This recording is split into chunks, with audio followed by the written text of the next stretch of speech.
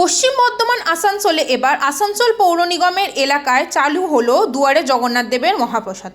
শনিবার আসানসোল পৌর নিগমের 85 নম্বর ওয়ার্ডে 1 নম্বর মহিশিলা কলোনিতে রেশন দোকানের মাধ্যমে দীঘার জগন্নাথ মন্দিরের মহাপ্রসাদ বিতরণ করা হলো। এই প্রসাদ নিতে বহু মানুষের ভিড় দেখা গেল।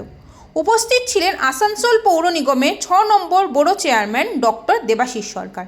তিনি বললেন, মুখ্যমন্ত্রীর নির্দেশ মতো বাড়ি বাড়ি জগন্নাথ দেবের মহাপ্রসাদ পৌঁছে দেওয়া হয়েছে। এই প্রসাদ পেয়ে খুশি এলাকার মানুষ। যেমন আপনারা জানেন যে প্রত্যেকটি এমআর শপ এবং রেশন শপ থেকে আমরা এটা দেবো।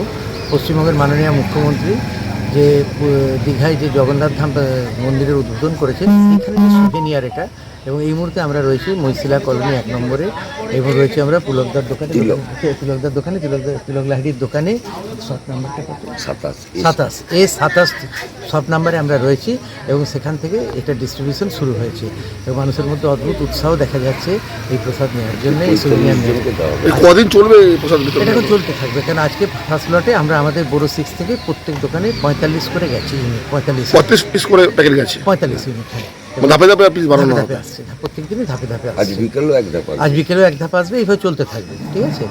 এবং প্রত্যেক মানুষের কাছে যাতে এটা পৌঁছে যায়, সেটাই মাননীয় মুখ্যমন্ত্রীর আদেশ আছে, এবং সেটা আমরা করছি। নন সাবসিডাইজ পাওয়া যাবে তো ওগুলো। হ্যাঁ, ওটা। এবং এটা যতজন আসবে সবাইকেই দেওয়া হবে যারা কার্ড হোল্ডার রয়েছেন।